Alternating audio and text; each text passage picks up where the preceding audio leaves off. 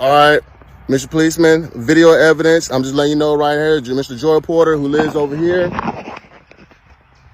is harassing me from living in this neighborhood because he think I don't live here because of whatever reason, black, young, whatever reason, but he's right here. I just asked him if he want me to call the police or not, and he said, I don't live here. So this is the reason why I'm calling you. This is the video evidence.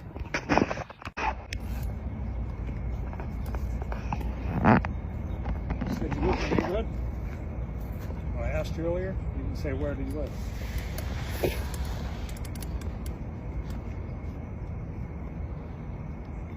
I was told not to talk to strangers who don't introduce themselves. I'll not introduce myself. I happen to be on the homeowner association board. We pay for the lake. It's a private lake, so if you live in the neighborhood, all you have to introduce yourself. Who are you? I am John McCollowitz. That's good to know. John McCollum, where you live? I live right down here. Where? What street? What's your address? Springwich Drive. Okay. Say that again? What is it? I'm not telling you anymore. You got it the first time. Okay. You got it on tape. You're recording it. We got it the first time. And where do you live? Where do you live? I told you.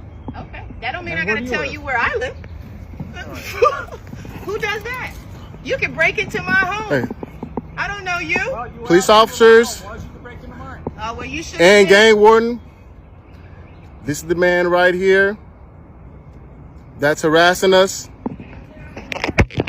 This man says he's been harassed repeatedly by white neighbors for fishing. This lake is presently for residents only. It's a private lake, so if you live in the neighborhood, all you have to do is Introduce yourself. Those are just 2 of 4 separate times in one day. I'm not bothering anybody. There's no loud music. There's no drinking. There's no smoking. Not littering. Before these went very viral, Anthony Gibson said he decided to start filming when 2 men came up to him after a similar thing happened before. They told him they'd been fishing at this pond for 7 years. Not several, 7 years. And had never been questioned, even though they didn't live there, and he does. But he says they were white, and in Gibson's many experiences, that part is impossible to ignore. It happens only to the black people. How do I know this? Because I had my white friend with me, they didn't bother him.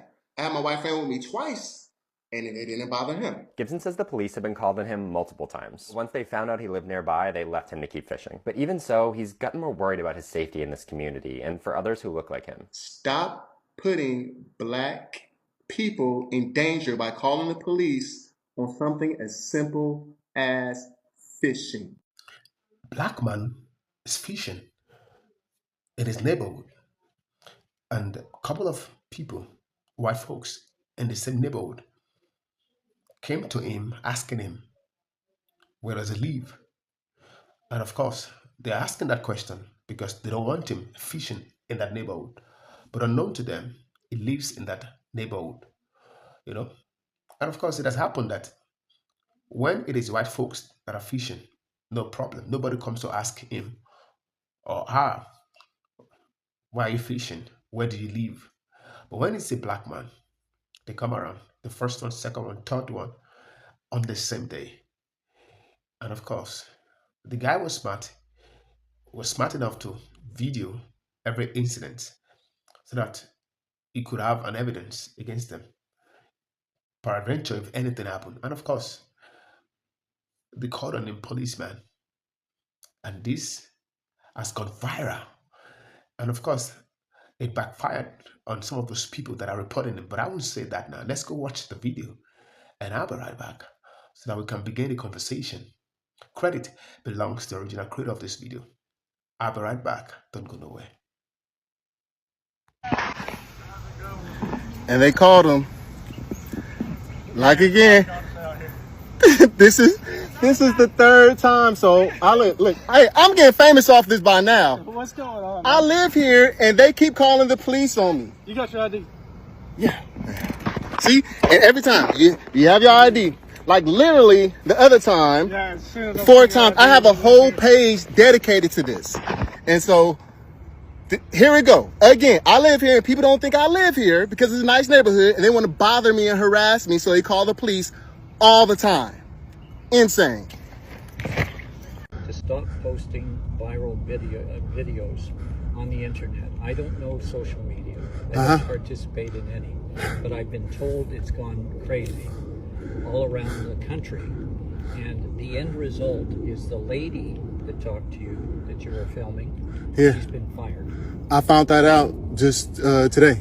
Yeah, she's been fired at 8:30 this morning She's lost her job. She's got a big mortgage on a big house that she solely owns.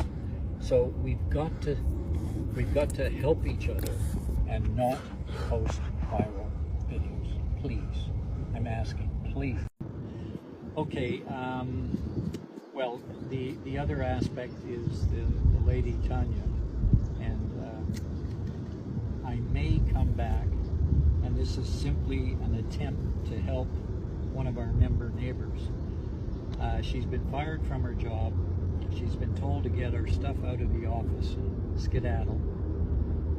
If there's anything we can collectively think of doing to post something, this is one request to post, to not only her boss, but the media that you've accessed, and say something like, misunderstanding. You guys residents here? Are we bothering anyone? I just have to, Don't touch it. sorry? Alright, well, this lake is presently for residents only. So, thank you for filming. I'm not giving you permission to film, so check your license plates and forward it on. Hey, so y'all hear what I go through, right? This the third person. I'm in my own neighborhood, and a white person came and bothered me while I'm fishing. Another white person came and bothered me while I'm fishing. This is the third time. She's like, oh no, I'm not giving you permission to film. This is my phone. I can film and do whatever I want. I study the law. I study the law.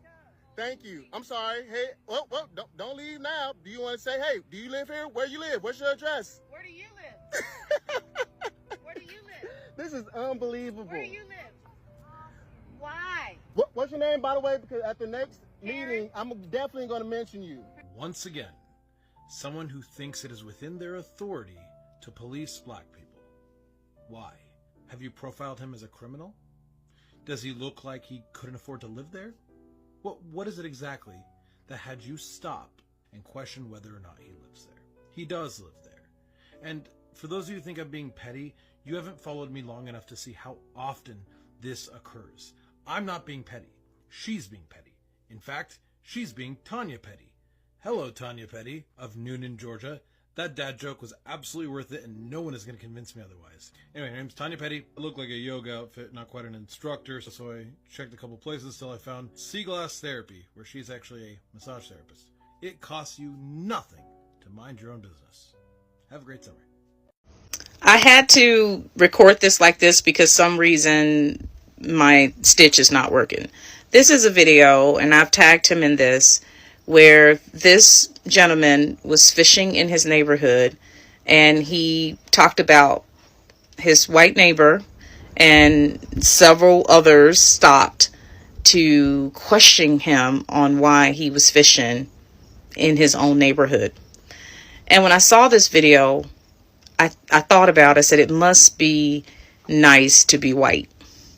It must be nice to be white and have the freedom to fish in your neighborhood without having anyone question you. It must be nice to be able to just go to self-checkout and not have people stare at you. And ironically, I had a conversation with a gentleman today who recently moved to Montana, just like we recently moved to Montana with, his family and our families. And he asked me, he said, have you made a lot of connections? And I said, here and there, a little bit. And he says, he looked puzzled. He says, we've made tons of connections. He's like, man, people have invited us to church, and it's the first day we moved in, neighbors brought over fish. And I'm saying to myself now, he know darn well why that is. But I went ahead and shared my 2 cents just in case he was that, naive. And I told him about how I was in the store yesterday as an example. And this little 10-year-old Caucasian kid stopped and looked up at me as if he had seen a ghost. And I get it. There's not a lot of diversity here in Montana, and a lot of kids are just not used to it. And for that, I don't make a big deal about it. But education and exposing your kids to diversity is important. But I thought to myself, after that conversation and then coming on TikTok and seeing this video, it must be nice. It must be nice you can move to a state and not have people stare at you when you go in stores. You could, like him, you can fish and not have to be harassed. And just imagine what this man is going through. Just imagine the hurt and rejection from neighbors who think he doesn't belong in their neighborhood. This needs to stop, because every time we see this, we also feel this pain. They need to educate themselves. They need to address their biases, and they need to mind their business. The lady's name is Tanya Petty, one of the people that accused him of why he was fishing. And of course, even the owner of the video never imagined that the video is going to go viral. The video went viral, and of course, the lady was sacked. And the Homeowners Association began to do meeting. I'm going to tell this guy, please don't video this, don't post stuff, don't, because it's going viral and all of that. So if it has not gone viral, you wouldn't have asked him to stop videoing. You would have asked him. The question should be, they shouldn't be asking him, where is he from? Is he living in a neighborhood?